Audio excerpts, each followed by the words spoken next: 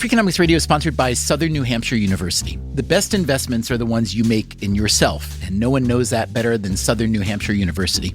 With more than 200 online degree programs, no set class times, and low online tuition, Southern New Hampshire University is built to fit your life today and set you up for success tomorrow.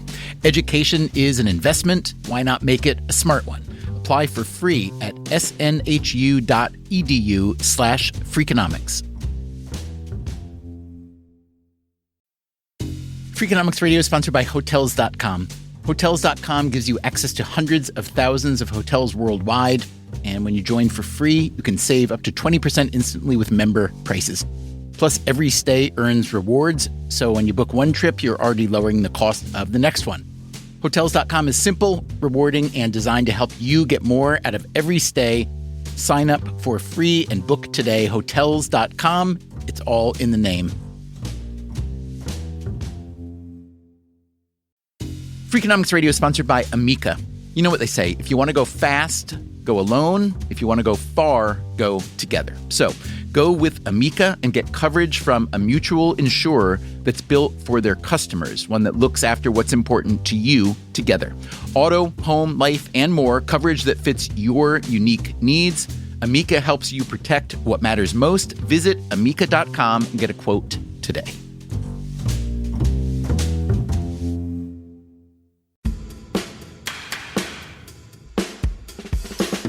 Hey there, it's Stephen Dubner. The episode you're about to hear features a relatively rare appearance by my Freakonomics friend and co-author Steve Levitt. If you want more Levitt, mark your calendar. On September 26th in Chicago, he'll be joining me for a Freakonomics Radio Live event on the state of counterterrorism and international risk management. For details, go to freakonomics.com/live.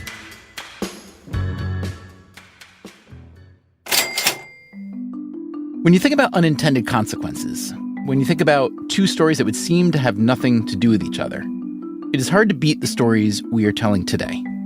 The first one, if you follow the news even a little bit, should be familiar to you.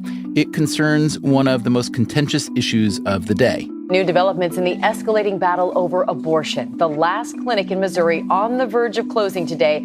The battle goes back at least to 1973, when the U.S. Supreme Court took up a case called Roe versus Wade. The Supreme Court today ruled that abortion is completely a private matter to be decided by mother and doctor in the first 3 months of pregnancy. A few years before Roe v. Wade, abortion had been legalized in 5 states, including New York and California. The Supreme Court made it legal in all 50 states. But lately, several states have been pushing back hard.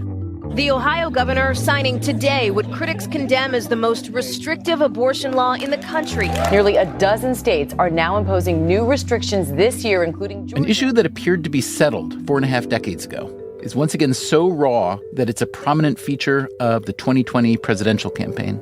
I am the only candidate here who has passed a law protecting a woman's right to reproductive health and health insurance. I just want to say there's 3 women up here that have fought pretty hard for a woman's right to choose. Meanwhile, if you go back 30 or 35 years, there was a totally different story dominating media coverage and the political conversation. Let us roll up our sleeves to roll back this awful tide of violence and reduce crime in our country. We must take back the streets.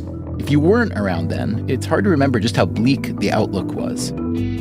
Crime had begun to rise in the 1960s, continued on through the 70s and 80s, and by 1990, it seemed that everyone was scared, everywhere, all the time. Robberies, assaults, and even murder have replaced shoplifting, vandalism, and truancy. Crime became a top priority among Democrats. It doesn't matter whether or not they were deprived as a youth. And Republicans, too. There are no violent offenses that are juvenile. You rape somebody, you're an adult. You shoot somebody, you're an adult. Experts call them super predators. Everyone agreed that violent crime was out of hand, that the criminals were getting younger, and that the problem was only going to get worse. There's a tidal wave of juvenile violent crime right over the horizon. But the problem didn't get worse. In the early 1990s, violent crime began to fall, and then it fell and fell and fell some more. In many places today, violent crime is at historic lows. Let's use New York City as an example. In 1990, there were more than 2,200 homicides. The last couple years, fewer than 300 a year. But it wasn't just New York. With a few exceptions, crime across the U.S. has plunged. Why? What led to this unprecedented and wildly unexpected turnaround? Everyone had their theory: better policing, the reintroduction of capital punishment, a stronger economy, the demise of the crack epidemic. Meanwhile, a pair of academic researchers came up with another theory. It was surprising, it was jarring, but it seemed to hold great explanatory power. And he said, well, I think maybe legalized abortion might have reduced crime. If you've ever read Freakonomics, the namesake book of this show, you may recall this controversial link between legalized abortion and the fall of crime. Today on Freakonomics Radio, the story behind the research and evidence for the theory, the challenges to its legitimacy, and the results of a new follow-up analysis. It was completely obvious to us that a sensible thing to do 20 years later would be to look and see how the predictions had turned out. How did they turn out? What does this mean for abortion policy? What's it mean for crime policy? We'll get to all that right after this.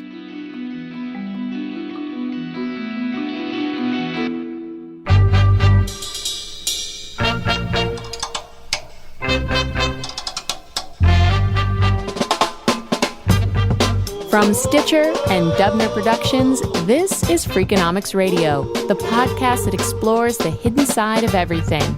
Here's your host, Stephen Dubner.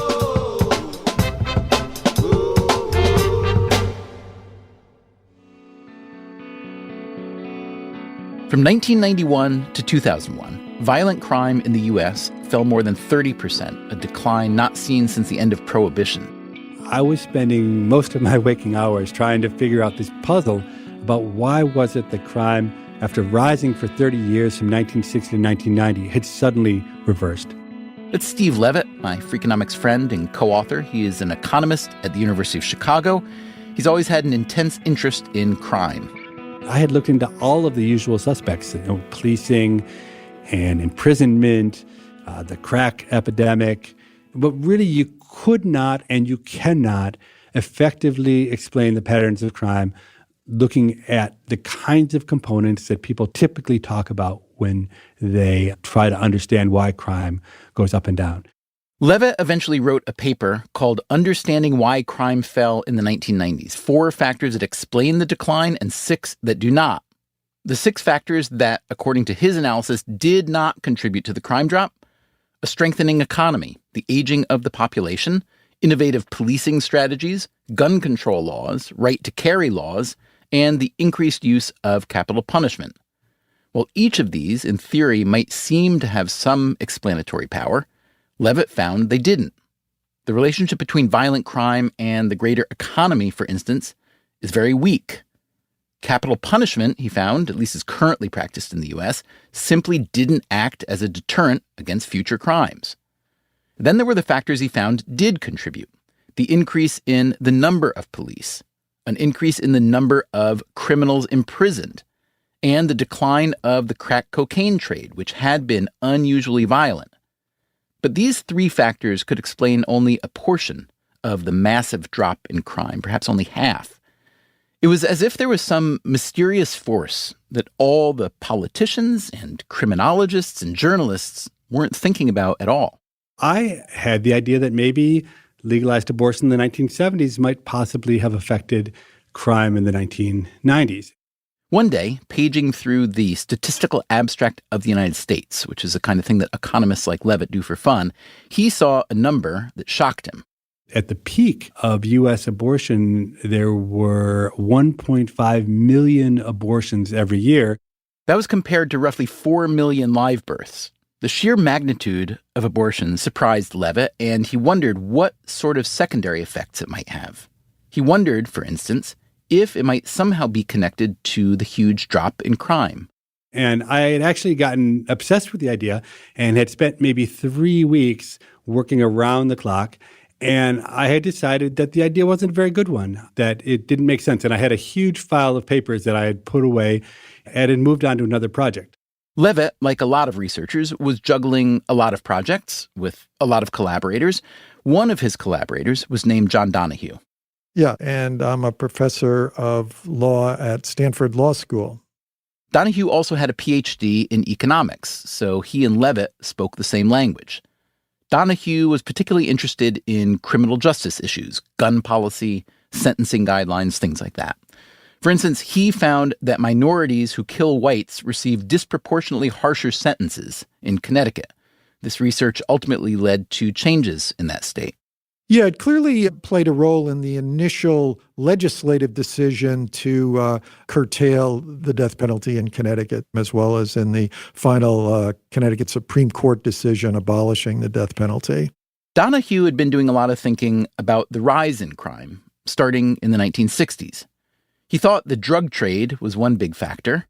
Yeah, it does seem that large illegal markets are important contributing factors to crime.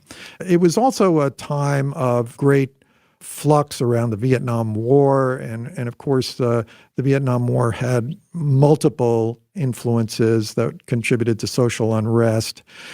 And at the same time, there was pressure going in the opposite direction to try to reduce the harshness of punishment and perhaps pull back a little bit on elements of policing. And so the combination of those factors, I think, exacerbated the crime rate. So one day, John Donohue and Steve Levitt were sitting in Levitt's office. And I remember it like yesterday. John says, I have the craziest idea. I mean, it's like totally absurd. And I said, oh, what is it? And he said, well, I think maybe legalized abortion might have reduced crime in the 1990s. And I said, that's so funny. And I reached into my filing cabinet. I pulled out this huge, thick thing, and I slammed it down on the desk. Yeah, that's right. When I talked to Steve about it, as is often the case, since he is such a creative mind, he said, oh, yeah, I wondered about that. I said, I had that same idea, but it's not right. And he said, well, what do you mean? And I walked him through my logic. And I hadn't thought deeply enough about it. And I had been focusing on the fact that when abortion became legal, there was a reduction in the number of children born. And John said, yeah, but what about unwantedness? And I'm like, what do you mean unwantedness? What did Donohue mean by unwantedness? He was referring to the expansive social sciences literature, which showed that children born to parents who didn't truly want that child or weren't ready for that child, those children were more likely to have worse outcomes as they grew up, health and education outcomes, but also these so-called unwanted kids would ultimately be more likely to engage in criminal behaviors. Donohue had begun to put the puzzle together when he attended a conference. And I heard a paper being presented at the American Bar Foundation by Rebecca Blank, who's a distinguished economist.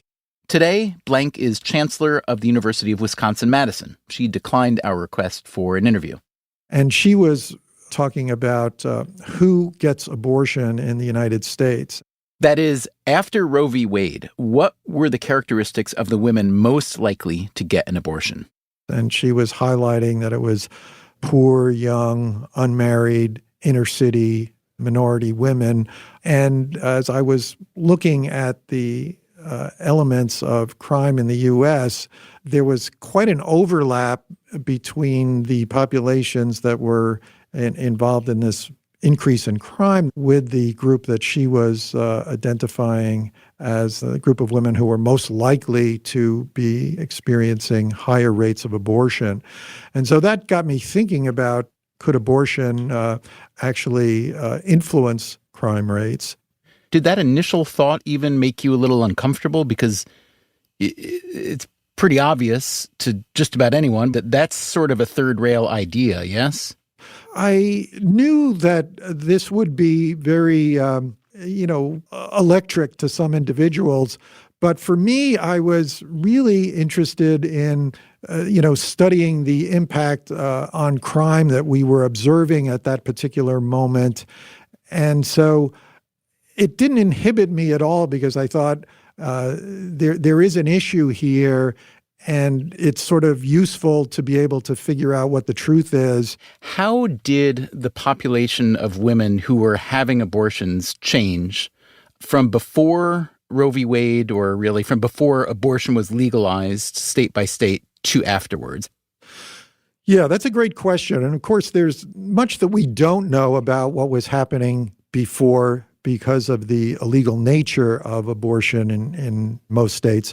But we can sort of infer from the changes that did occur and the fact that, some states legalized in 1970 and became avenues for travel to have abortions done. We can sort of piece together who was traveling to have abortions and see how things changed when then abortion became legal everywhere. And so one thing that we did see is that affluent women did travel to have abortions in the period between 1970, when New York legalized, and 1973, when Roe versus Wade was decided. But it involved travel and expense, and therefore was too much of an impediment for the group of women that we are most interested in, which are the ones who are usually at the lower end of the socioeconomic scale and did not have the opportunity and resources that would permit them to travel. So then John and I just spent a little bit of time making back-of-the-envelope calculations of how important this unwantedness effect could be. And it was really shocking. Remember, the magnitude of abortion was huge. At its peak, there were 345 abortions for every 1,000 live births. And so when you took the magnitude and you interacted it with this very powerful unwantedness effect that's been documented elsewhere, it actually suggests to us that abortion could be really, really important for reducing crime 15 or 20 years later. The mechanism was pretty simple. Unwanted children were more likely than average to engage in crime as they got older, but an unwanted child who was never born would never have the opportunity to enter his criminal prime 15 or 20 years later. Donohue and Levitt created a tidy syllogism. Unwantedness leads to high crime. Legalized abortion led to less unwantedness. Therefore, abortion led to lower crime. But syllogisms are easy. What about evidence? So it's not that easy to convince people that there's a causal impact of legalized abortion on crime, because this is certainly not a setting in which I'm ever going to be allowed to, say, run a randomized experiment in which I decide who does or doesn't get abortions. And so instead, what we have to do by necessity is to look at a collage of evidence. So a bunch of different, all quite imperfect sources of variation that allow us to get some sense of whether there might be some causality between legalized abortion and crime. So Levitt and Donohue set out to assemble this collage of evidence. The first one we look at relates to the fact that before Roe versus Wade, there were 5 states who had already legalized abortion in some way, shape, or form. And these were New York, California, Washington State, Alaska, and Hawaii. So unfortunately, it's not the states you would want to say are a representative set of states. Because why? Well, they're all liberal. So Alaska and Hawaii are just weird. They're not very helpful at all. New York and California are on the cutting edge. Now, one thing that's really important to stress is that the states that legalized abortion earlier didn't just get a 5-year head start on the legalization of abortion before Roe v. Wade. They actually were states that had many, many more abortions, a much higher abortion rate than the other states. So if you look at the data now, these states, even today, have abortion rates that are almost double the abortion rates of the rest of the U.S., which again, I think points out how poor it is as a natural experiment. Given that limitation, it wouldn't be enough to just measure the crime rate in the early legalizing states and compare them to the rest of the states. You'd want a more precise measurement. So we divide states into 3 equal-sized groups: the highest abortion rate states, the medium abortion rate states, and the lowest abortion rate states. And then we just look at those 3 groups and we track them over time. What happened to crime? And so we're able to look and see, well, is it really true that the highest abortion states and the lowest abortion states had similar crime trends when you expected them to have similar crime trends? And it turns out in the data that that's exactly right. We found that there was roughly a 30% difference in what had happened to crime between the highest abortion states and the lowest abortion states by 1997. That seemed to be firm evidence in support of the thesis. Now Donohue and Levitt looked at crime data state by age of offender. So the nice thing in the data that we had available was we could look at arrest rates by single age of individual. So if I'm born in 1972 in Minnesota, well, I probably live a pretty similar life to someone who's born in 1974 in Minnesota. Okay, in terms of other things like policing or, drugs or other things in the environment. But the difference is that those who were born in 1974 were exposed to legalized abortion. Those who were born in 1972 weren't. And we find numbers there that are completely consistent with the rest of our analysis, that those who were born just a few years apart do much less crime than those who were born in the earlier years. Because the abortion rates were rising so sharply in the 70s, these cohorts were coming into their crime ages in a stacked fashion, and we could identify which abortion rates were associated with each particular age. And the higher the abortion rate was for each age, the greater the crime drop occurring. So as you're putting together this collage of evidence, what did it feel like to see the strength of this evidence of the link between legalized abortion and crime? Did it immediately suggest policy or political or healthcare follow-ups? Steve and I think, both had this sense of something really unusual has suddenly happened in crime in the United States, and we really just want to understand what that is. I really wasn't thinking very much about the way in which this would be received. I really just wanted to understand, is this a factor that has altered the path of crime in the United States? Levitt and Donohue would go on to publish their paper, The Impact of Legalized Abortion on Crime, in the May 2001 issue of the Quarterly Journal of Economics. Legalized abortion, they wrote, appears to account for as much as 50% of the recent drop in crime. But even before the paper was published, their findings hit the news. I remember coming into my office and my voicemail was full. It was a whirlwind of reaction, and some of it was a little unnerving because people were reading into the study things that we certainly did not intend. Everybody hated it. People who are in favor of right to life were upset because our argument seemed to be endorsing the idea that legalized abortion had positive effects. But many people who believed in the right to choose, they were also upset because we were kind of saying, well, you're killing these fetuses, so they never get a chance to grow up to be criminals. The number of death threats that I got from the left was actually greater than the number of death threats I got from the right. Because the other thing that emerged out of the media coverage is that it very quickly became a question of race, even though really our paper wasn't about race at all. Some people started to say that, we were trying to go back to the times where people were pushing for control of the fertility of certain groups and maybe even racial groups. And that was certainly not anything that we even considered. We were just trying to figure out when public policy had changed in this profound way. Did it alter the path of crime? We certainly weren't eugenicists, as some people initially argued. Initially, perhaps, but recently, too. This past May, the U.S. Supreme Court turned down an abortion-related appeal from Indiana, but Justice Clarence Thomas, in an accompanying opinion, wrote, quote, "Some believe that the United States is already experiencing the eugenic effects of abortion." His citation? Freakonomics.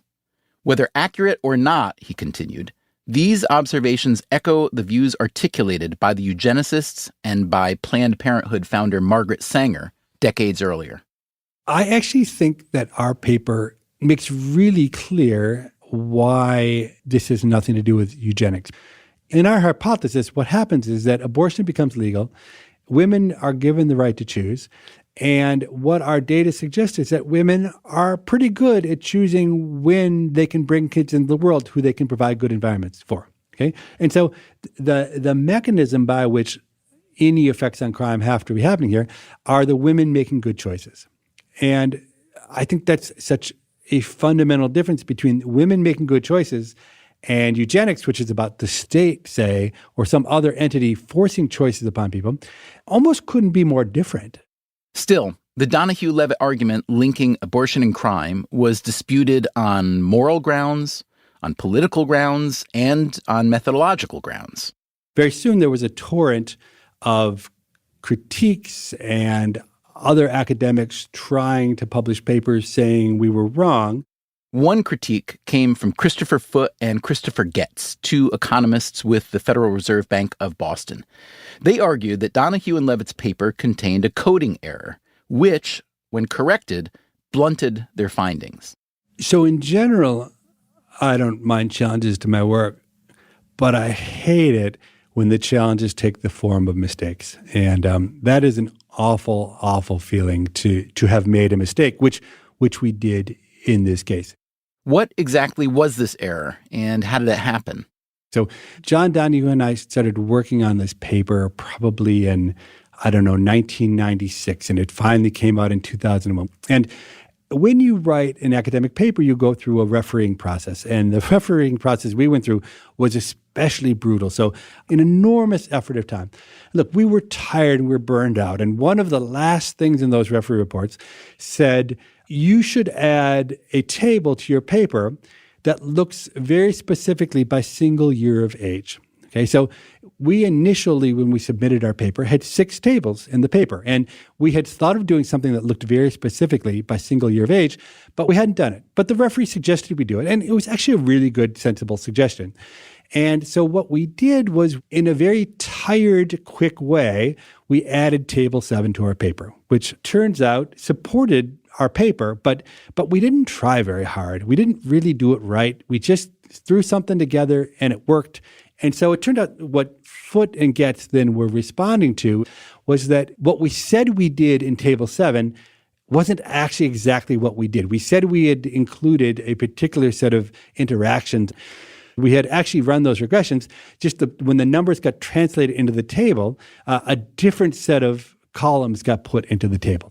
The error was almost more in the description of the paper rather than an actual mathematical error. So we had said that we had controlled for state year effects in our paper, which is sort of an econometric point of terminology, when it was only a state effect that we had controlled for. And so it did weaken the result, although did not fundamentally alter the conclusion. I didn't feel like the Foote and Getz critique was very damaging to the hypothesis. It was certainly damaging to me and my reputation because I had made those mistakes. But the hypothesis, I think, comes through in flying colors. But by the time Donohue and Levitt corrected their work and found that the correction did not weaken their hypothesis, the headlines had already been written. And so people made a lot of, there's a mathematical error here, which wasn't quite right. We really, in some ways, lost the media battle because we looked stupid, because we had made the mistake. The headline in The Economist, Oopsonomics.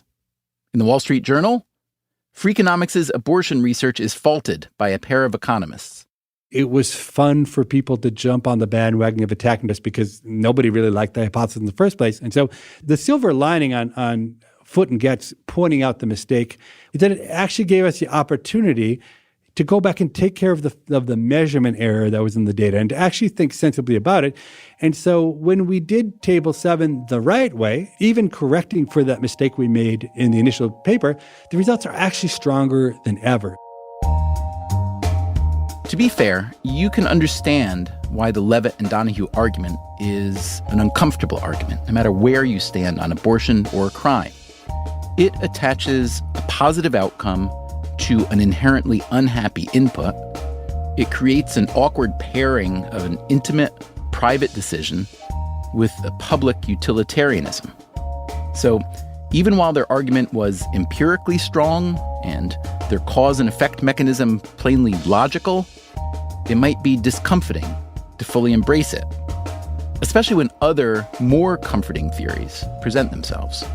My name is Jessica Walpole-Reyes, and I am a professor of economics at Amherst College, and I study the effects of environmental toxicants on social behavior. One toxicant Reyes focused on was lead pollution. There is a huge literature on how lead is toxic to humans. Lead has cognitive, health, and behavioral effects. So lead is associated with reductions in IQ. It's associated with increased behavior problems in children. It also has health effects, cardiovascular effects, renal effects, and it's just really, really bad. So bad that lead could be a causal factor in criminality. In other words, exposure to lead in childhood could lead to criminality in adulthood. Two big sources of environmental lead in the old days were gasoline and paint. And the reason I was thinking about lead was I was pregnant with my son, and we lived in this really old house, and we needed to move, right? I knew that lead was bad, but I started thinking about, As with the abortion thesis, which used Roe v. Wade as a natural experiment, Reyes's lead idea had a similar fulcrum point. So, lead was taken out of gasoline under the authority of the EPA under the Clean Air Act in the early 1970s. The EPA mandated a timetable.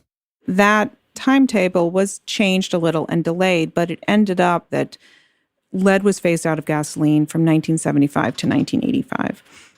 There are some important kind of corporate political dynamics. So the different companies did this differently.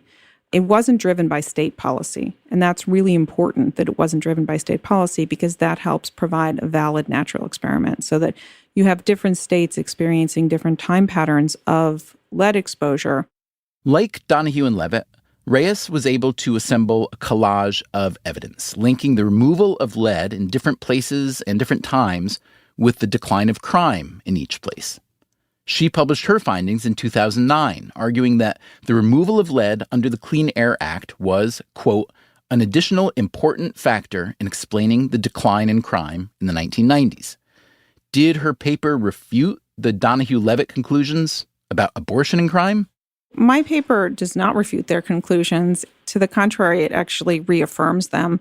I include their abortion measure in my analysis, and I find that the abortion effect is pretty much unchanged when one includes the lead effect, that the two effects are operating relatively independently, and that each one is of similar magnitude when you do or don't account for the other. So what that means is that from my perspective, I think both stories are true, and we can hold both of them kind of side by side. It doesn't make sense to look for a single explanation for a decline in crime. There are lots of explanations. So Jessica wrote a really interesting and careful paper that tries to look at patterns in leaded gasoline and relate them to crime. Steve Levitt again. And I'd actually distinguish between the very thoughtful, careful work that she did from some of the other work on lead, which I think is not nearly so good. It's funny that people argue, there can only be one cause to why crime went down. And if lead's true, then it can't be abortion. When, look, the world is complex, and there could be many things going on. Indeed, this is how many academic researchers and lots of other scientists generally think about the world. It's called multivariate causality. That is, almost no effect has only a single cause all the time, which is why percentages and probabilities are useful. They express the magnitude of various causes. But here's the thing. A lot of people who drive the public conversation these days, especially politicians and journalists, they don't seem very comfortable with the notion of multivariate causality. Why not? It may simply be that this versus that stories make for better headlines and campaign slogans. Maybe it's because a lot of people who wind up in journalism and politics are not, shall we say, numerically inclined to the point where percentages and probabilities are a bit intimidating. In any case, what's a layperson to do if you're trying to make sense of a debate over complex issues like this? I think it's really hard. I think it's really hard for a layperson to be able to watch a scientific debate or social scientific debate, especially one that's being mediated through, newspapers and magazines and blogs, so much being lost in translation, and figure out what's really true. It's not even easy for me as an academic, and I think there's a much more intelligent way to discuss social scientific research than is done now. So right now, maybe the most interesting way to portray an idea is to talk about the hypothesis. And then, almost absent a lot of discussion of data, ask people to make a judgment about whether the hypothesis is true. I actually think we should flip that discussion on its head. If we want intelligent lay people to be able to make good choices about what they believe and don't believe, then the basic premise has to start not necessarily from the hypothesis, but from the data. And so if the way that social science was reported was to say, here are the 5 facts that are true about the world. And then what those mean are up to people to agree upon. But that's never the way that discussions happen. Maybe because it's not interesting, maybe because it's a little too complicated, maybe it takes too much time. But I think there's actually a lot less disagreement about facts than about the interpretation of the facts. And so I believe that for an educated layperson, given a set of facts, they can make a better judgment about how to interpret those facts than the current way the media treats things, which is to often not talk about the facts, but just to talk about the interpretations, and often to focus on, really extreme emphasis on minor differences. With that in mind, Steve Levitt and John Donohue have added a new set of facts to the abortion conversation. They went back to their original abortion crime analysis from roughly 20 years ago and plugged in the updated data. Coming up in a minute, we'll hear what they found and what sort of policy recommendations it may suggest. We'll be right back.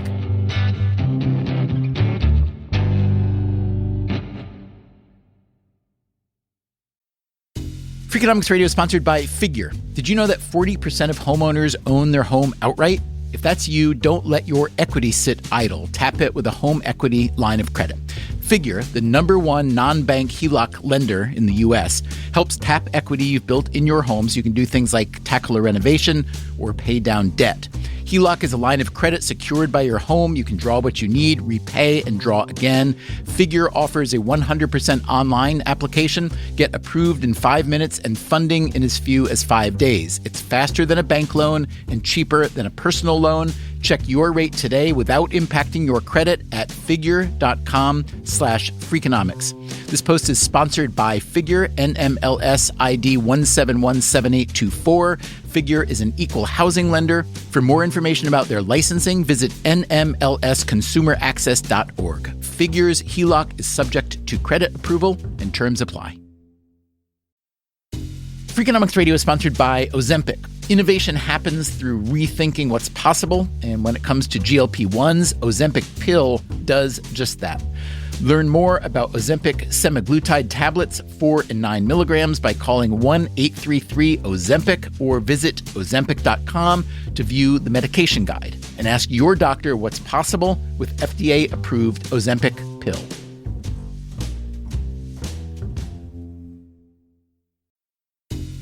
Freakonomics Radio is sponsored by TalkAboutPD.com.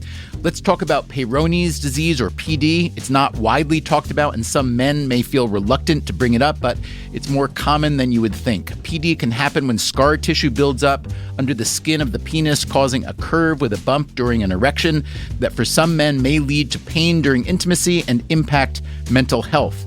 A trusted urology specialist can help diagnose PD and walk you through your options, including non-surgical treatment. Visit talkaboutpd.com.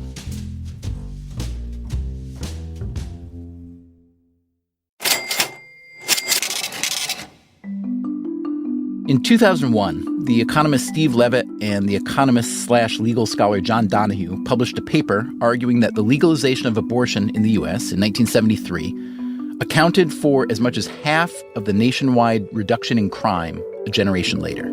Here's Levitt. So the abortion hypothesis is quite unusual among typical economic ideas in that it makes really strong and quite straightforward predictions about what should happen in the future. And the reason it has that characteristic is because we knew already when we published our paper in 2001 how many abortions had been performed. And because there's a 15 to 20-year lag between performing the abortion and the impact on crime, we could already make strong predictions about what would happen to crime 15 to 20 years later. And so it was completely obvious to us that a sensible thing to do 20 years later would be to look and see how the predictions had turned out. Okay, so you and John Donohue did revisit this study. You just released an update to that 2001 paper, and this one's called The Impact of Legalized Abortion on Crime Over the Last 2 Decades. Did your prediction turn out to be true, false, somewhere in the middle? When we revisit the exact same specifications, but looking from 1997 to 2014, it turns out that a very similar pattern emerges.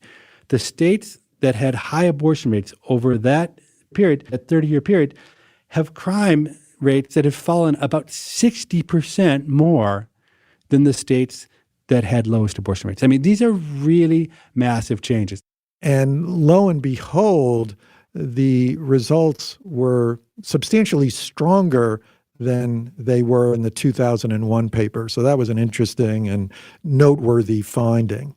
Now, the amazing thing, and the thing that really almost gives me pause, is how enormous our new paper claims the impact of legalized abortion is. Because the cumulative effect over the last 30 years, if you just look at our numbers, suggests that abortion might explain something like 80 or 90% of the entire decline in crime.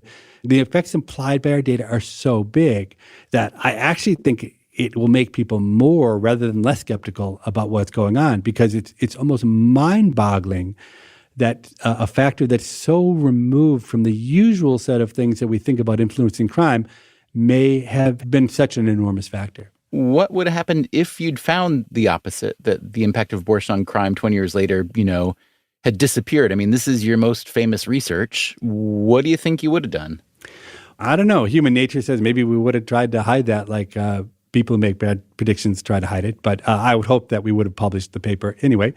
Because the thing is, if we didn't publish it, someone else would have published it. One of my first rules of doing research is when you find out you're wrong, it's much better to kill your own theory than have someone kill your theory. A lot has changed since 1973 beyond abortion policy and abortion laws, access to birth control, and many other factors that may intersect or not with crime causal factors. So I am curious whether you feel, in your new paper, you do make clear that the effect is larger now, turned out to be larger than you had predicted. Do you think it will continue to hold forth, or is the world, this complex world we live in, changing enough so that the effect of abortion on crime will diminish over time? There are lots of moving parts to this story. So one moving part is that there are other technologies for terminating pregnancies other than therapeutic abortions that may play a bigger role. So, for example, you can actually go online and buy, pills that can induce miscarriages. And so you might be seeing some movement in those directions. And presumably the greatest thing that could happen in this domain is that if you would eliminate unwanted pregnancies in the first place. But American policy has not been nearly as effective in achieving that goal. A country like the Netherlands, which has really tried to reduce unwanted pregnancies, has probably had the right approach in dealing with the issues that our research at least raised. So they have much, much lower rates of abortion, even though abortion is completely legal in the Netherlands. But they want to stop the unwanted pregnancies on the front end. And I think almost everyone should be able to agree that that is the preferable way to, focus policy if one can. It's worth noting that the term unwanted pregnancy is probably way too imprecise to describe the individual choices made by individual people. There are, of course, many reasons why a given woman may decide to have or not have a baby. So if you're thinking about policy ideas, it probably makes sense to consider all these reasons and the nuances attached to each. That said, so-called unwanted pregnancies have been falling in the U.S. Consider teenage pregnancies, the vast majority of which are unplanned, if not necessarily unwanted. The teen pregnancy rate has declined by more than 60% over the past quarter century. The overall abortion rate has also fallen by nearly as much. At the peak, you will recall, there were 1.5 million abortions a year compared to 4 million live births. That was in 1990. Today, with about the same number of live births, there are only about 640,000 abortions. Will those numbers fall even further? Roe v. Wade remains a contentious ruling, and many opponents are committed to having the Supreme Court overturn it. And several states, as we noted earlier, have taken measures to limit or constrain abortion. I asked Levitt and Donohue what they might expect to happen to crime if or as abortion becomes less accessible. So if indeed these states are making abortions much harder to get, then our study, our hypothesis unambiguously suggests that there will be an impact on crime in the future. You can imagine that if a state were to really clamp down on abortions, but neighboring states permitted abortion, you would get some of this traveling to an abortion provider. But since that would tend to have a disproportionate effect on lower socioeconomic status, you might see exactly the problem that we have identified, that the children that are most at risk because they're unwanted pregnancies would be the ones most likely to be born once these restrictions are imposed. On the other hand, I don't think anyone who is sensible should use our hypothesis to change their mind about how they feel about legalized abortion. So it really isn't very policy relevant. If you're pro-life and you believe that the fetus is equivalent in moral value to a person, well, then the trade-off is awful. What does he mean by an awful trade-off? Remember, there are still more than 600,000 abortions a year in the U.S. And John Donohue and I estimate maybe that there are 5,000 or 10,000 fewer homicides because of it. But if you think that a fetus is like a person, then that's a horrible trade-off. So ultimately, I think our study is interesting because it helps us understand why crime has gone down. But in terms of policy towards abortion, I think you're really misguided if you use our study to base your opinion about what the right policy is towards abortion. But let me ask you this. If someone wants to use this research to consider policy, you're implying that the policy that they should think about is not abortion policy, but some kind of child welfare policy. What would that be? I mean, that's obviously a much less binary and much harder question, but what kind of policy would be suggested? So I think there are two policy domains for which this research is important. Let me start actually with the obvious one, which is crime. We spend enormous amounts of money on police and prisons and other programs. We incarcerate millions of people. And much of the justification for that comes from the idea that those are effective policies for reducing crime. So I think that's actually the most obvious implication of our paper, that if it's really true that most of the decline in crime is due to legalized abortion, then it brings real caution to the idea that a super aggressive kind of policing and incarceration policy is necessarily the right one to pursue. But the second one really does relate to the idea that if unwantedness is such a powerful influencer on people's lives, then we should try to do things to make sure that children are wanted. You could at least begin to think about how you would create a world in which kids grow up more loved and more appreciated and with brighter futures. And, is that better early education? Is that, permits for parents or training for parents or, minimum incomes? Who knows what the answer really would be? But there's a whole set of topics, I think, which are not even on the table. Levitt, how do you work generally or most often? Do you have a thesis and go looking for data to support or dispute the thesis, or do you look for interesting data and see what hypothesis emerges? It turns out in this particular case, John Donohue and I had a hypothesis, and then we went to the data. But that's pretty rare in economics and social sciences. Often either you start with the data or a set of patterns, and then you build the theory back from that. Or often what happens is you have a theory, you have a hypothesis, and you go to the data, and then you're wrong, but you've still looked at the data. You still have a lot of interesting patterns in the data.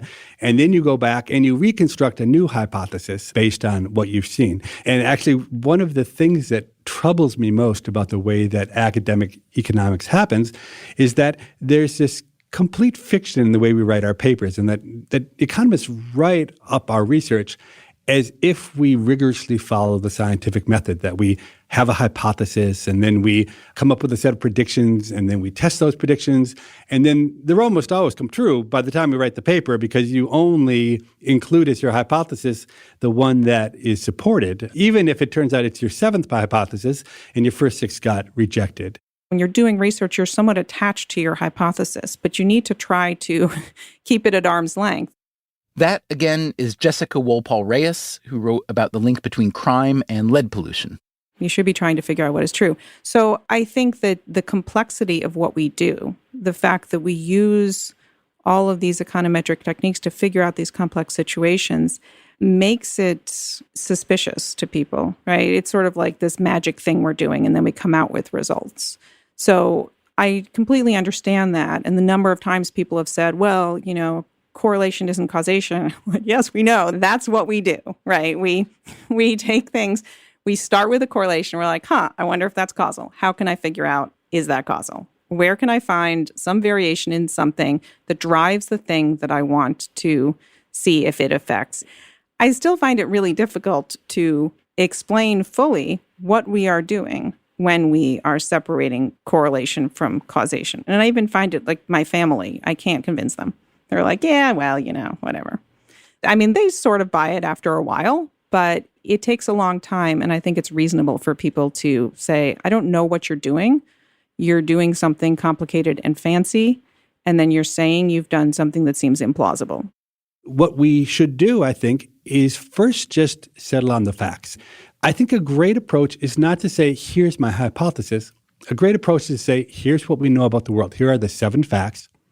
I wonder if we take it away from this abortion crime issue specifically, though, and think about any other really contentious issue, climate change, income inequality, gun control, et cetera, and you see how people make very, very strident arguments, often, as you said, not really using a fully considered set of the data. I wonder if it has to do with the fact that the issues themselves and the causal mechanisms underneath them are actually kind of less important to people than the tribal affiliation with a position. I think there's a lot of validity to that argument. I think that many of these contentious issues you noted, they're ultimately not so much about utilitarian arguments. And I think that's fair. Obviously, it matters a lot to know whether humans are actually responsible for climate change, because it's silly to radically change everyone's behavior if we're not responsible for it. So there's an enormously important role for science in understanding those causal mechanisms. But in terms of the public debate and what people believe, I think you're absolutely right that oftentimes what we believe is driven not by the exact facts, but by our conception of what kind of person we are or how we want the world to be. It's a discussion about right or wrong. And it would be useful if people remembered and were able to put, okay, I'm putting my right and wrong hat on as I talk about this, or I'm putting my scientific hat on as I talk about exactly how much the world is warming. And those are both very important conversations to have. Where I think we get lost is when we are having a conversation which confounds scientific and right and wrong issues, or confuses them or mixes them. And it's hard for people to make that distinction. I know that you pride yourself, Levitt, on not being a right or wrong guy, but I am curious how being the author of this theory and paper has informed, if not changed, the way you think about the issue, particularly of children, wantedness and unwantedness. And for the record, we should say that you have 6 kids, so plainly you're in the pro-kid camp and you want them. Has this entire arc of the story, the early paper, the dispute, your relitigation of it, has this changed at all your thinking about the nature of why people have children and what we do with them after we have them? So that's a pretty profound question. Let me answer a very narrow aspect of that question. So if there's one thing that comes out of our research, it is the idea that unwantedness is super powerful. And it's affected me as a father in the sense that I think when I first was having kids, I didn't feel maybe so obligated to make children feel loved. And it's interesting that now, as I go through a second round of kids, I'm not trying to teach my kids very much. I'm just trying to make them feel incredibly loved. And it seems to me that that's a pretty good premise for young kids. And look, I don't know, is that because I wrote this paper on abortion and crime? Maybe partly not. But it does seem to me a very powerful force. And there is something so incredibly tragic to me about the idea that there are kids out there who aren't loved and who suffer. And look, it's backed up, I think, by our data that leads them to tough things in life.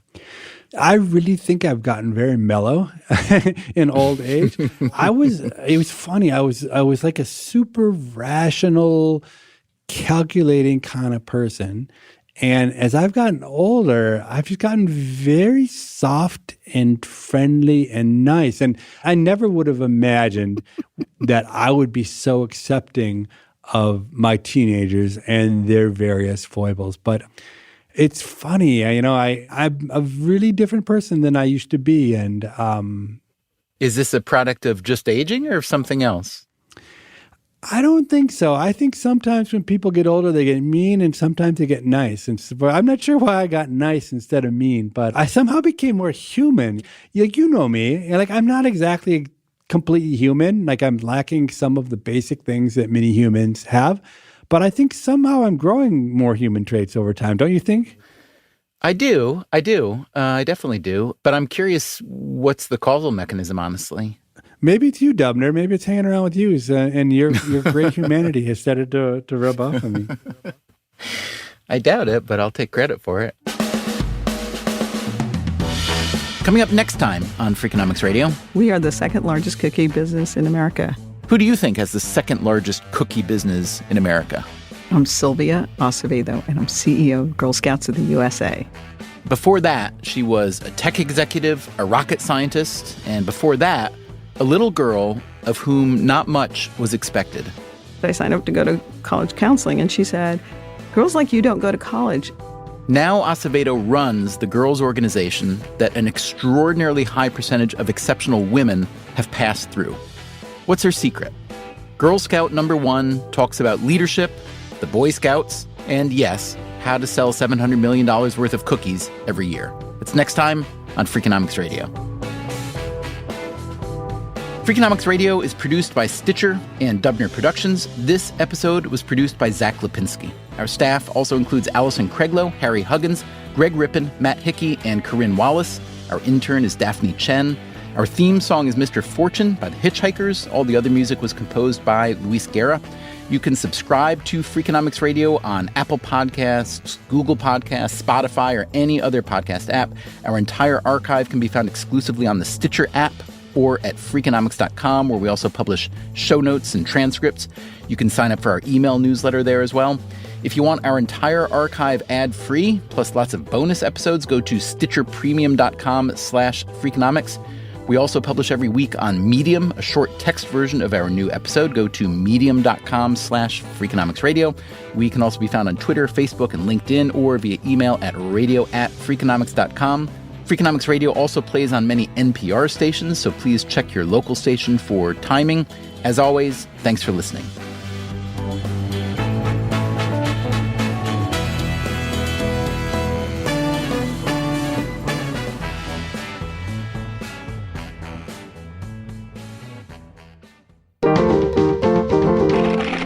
Stitcher.